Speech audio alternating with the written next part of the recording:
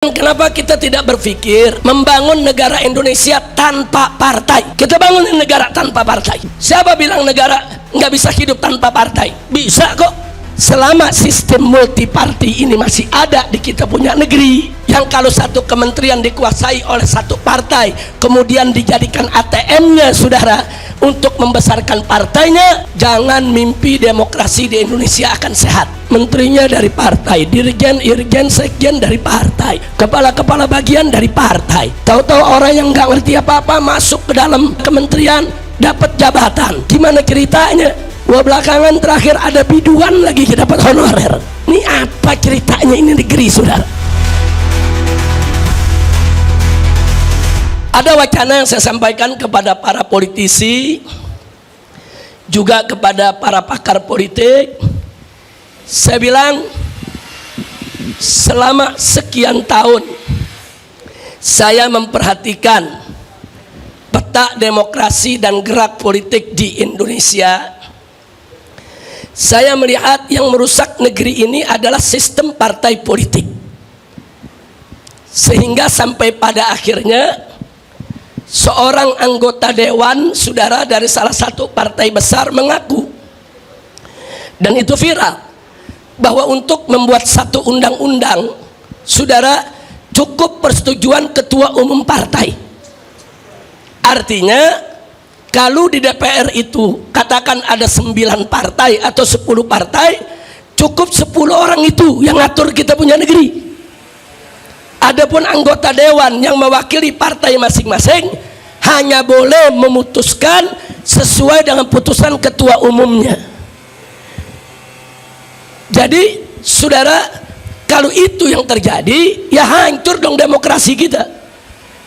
Karena sekian ratus anggota dewan tadi nggak ada maknanya, nggak ada manfaatnya, karena kekuasaan hanya ada di tangan ketua umum partai, sehingga para oligarki busuk saudara yang ingin menguasai negeri kita cukup beli 10 orang itu saja.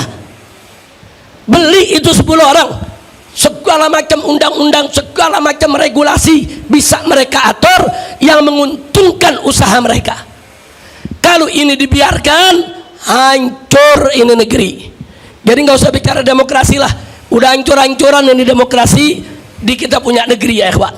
Nah maka itu saya sampaikan kepada mereka ketika itu, belum lama ya ikhwan, sebulan yang lalu saya sampaikan kenapa kita tidak berpikir membangun negara Indonesia tanpa partai.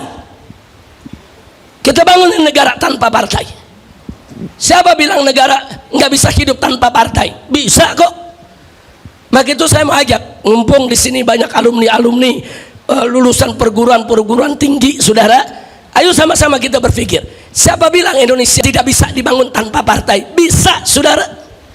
Kita membangun satu negara meritokrasi, di mana semua jabatan di kementerian itu dipegang oleh orang-orang dari hasil karir mereka, bukan orang partai, saudara. Dulu di zaman Soeharto, saudara, Orde Baru, dengan segala kebaikan dan kejelekannya, saudara, itu jabatan politis itu hanya sampai di jabatan menteri, saudara. Di bawah menteri semua jabatan karir, saudara. Hampir semua jabatan karir. Dirjennya dari karir, irjennya dari karir, sekjennya dari karir, eselon 1, eselon 2 dari karir. Nggak bisa orang luar tiba-tiba masuk, saudara, jadi dirjen. Nggak bisa. Kalau bukan bidangnya, kalau bukan keahliannya, ya di tingkat menteri itu jabatan politik, saudara. Tapi sekarang ini udah rusak semua. Bukan hanya tingkat menteri yang jabatan politik, dirjennya, irjennya, sekjennya, saudara, eselon 1, eselon 2, sampai kepala bagian, saudara, sampai kepala bagian semua titipan partai. Dan maaf-maaf, ada kementerian yang dipegang oleh orang partai, saudara, sampai satpam cleaning service dari partai dia, saudara. Apa ini negeri mau diatur begini bagaimana? Makanya tadi maaf saya katakan, selama sistem multiparti ini masih ada di kita punya negeri, yang kalau satu kementerian dikuasai oleh satu partai kemudian dijadikan ATM-nya saudara untuk membesarkan partainya, jangan mimpi demokrasi di Indonesia akan sehat. Nah waktu itu saya sampaikan kenapa kita nggak bubarkan lagi itu semua partai. Terus ada yang nanya, Habib, kalau nanti partai dibubarkan bagaimana milih anggota DPR-nya? Oh gampang, DPD bisa tanpa partai. DPD para senator dipilih dari setiap daerah tanpa partai, calon independen. Kalau DPD bisa, DPR juga mesti bisa dong.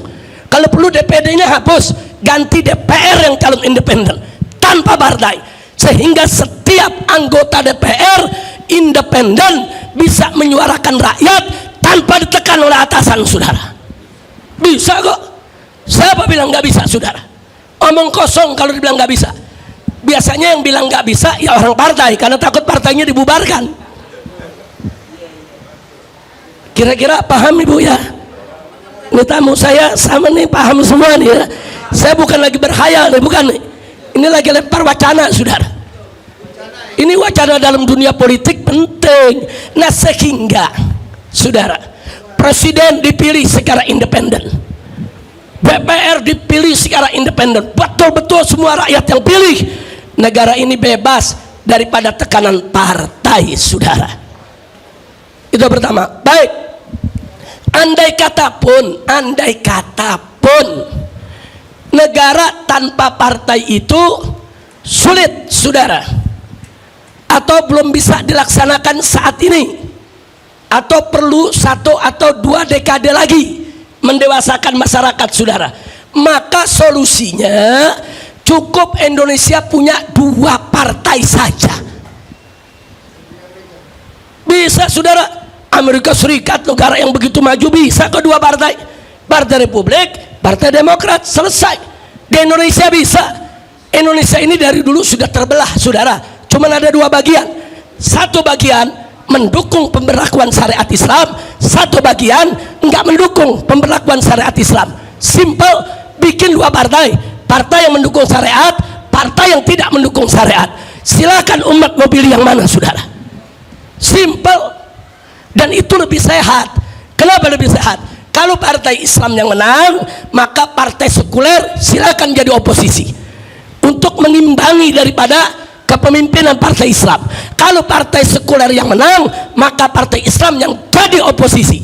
Jadi negara ini saudara ada balancingnya saudara, seimbang. Nah kalau sekarang teriak-teriak negara presidensial itu nggak boleh ada oposisi, jadi semua disuruh dukung pemerintah, nggak boleh beroposisi saudara. Nah jadi 2 partai itu juga masih boleh sehat, walaupun saya tetap kepada wacana pertama, bangun negara tanpa partai, sehingga nanti jabatan-jabatan menteri saudara itu bisa diambil dari jabatan karir.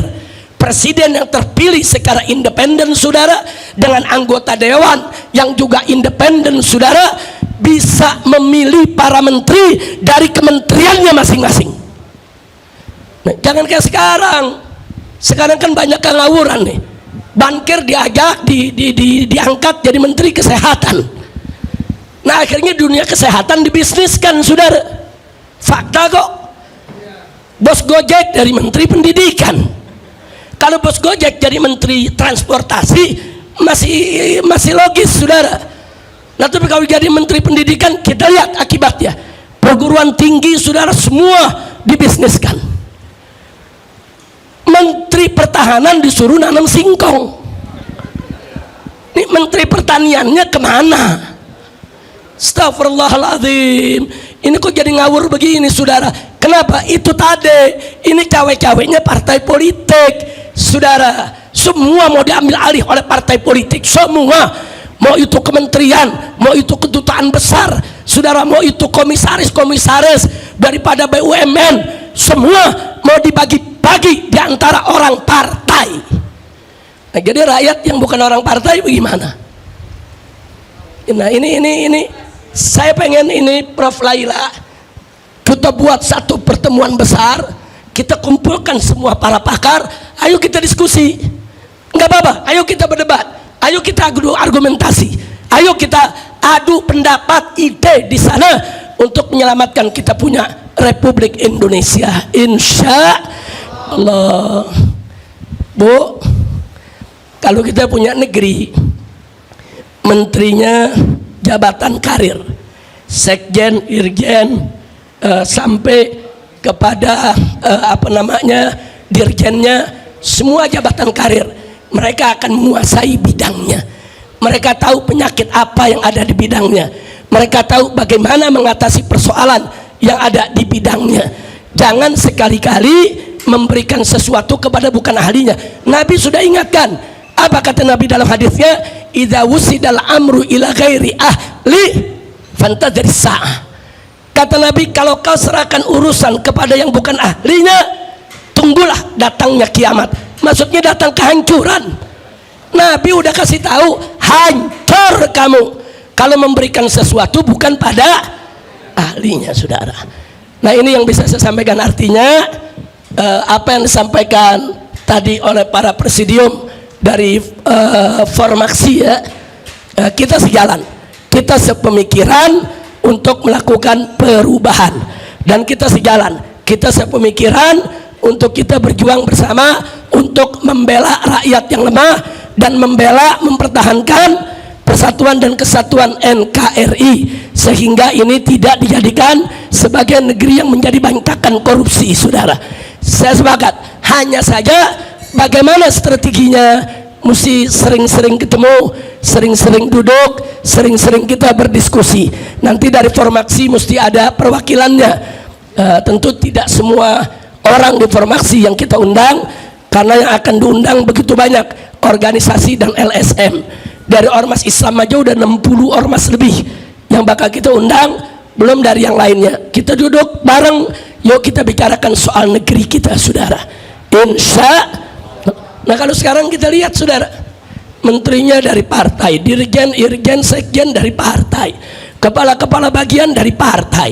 Tahu-tahu orang yang nggak ngerti apa-apa masuk ke dalam, saudara, kementerian, dapat jabatan. Gimana ceritanya? Wah, belakangan terakhir ada biduan lagi dapat honorer. Ini apa ceritanya ini negeri, saudara? Hancur ini negeri kalau kita percayakan negeri ini kepada partai, saudara. Nah, cuman saat ini karena memang kita dipaksa dengan sistem partai, ya mau nggak mau kita mesti kerjasama dengan partai, kita mesti dekat dengan partai, kita salurkan aspirasi kita ke lewat kawan-kawan kita yang ada di partai. Nah, kenapa kita menolak sistem partai? Kok kita sampai saat ini masih berhubungan dengan partai?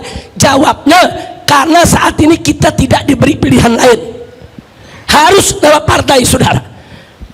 Nah, ini yang harus kita berani melakukan perubahan. Jadi jangan tanggung-tanggung. Kalau melakukan perubahan, lakukan perubahan yang revolusioner, yang betul-betul sistem ini kita ubah untuk kebaikan Indonesia, insya Allah. Nah, ini yang kita mau sampaikan. Jadi kalau ini berjalan, ibu-ibu nggak repot demo dulu, Bu. Ya capek kita udah demo nggak didengar. Sekarang demo nggak didengar, saudara.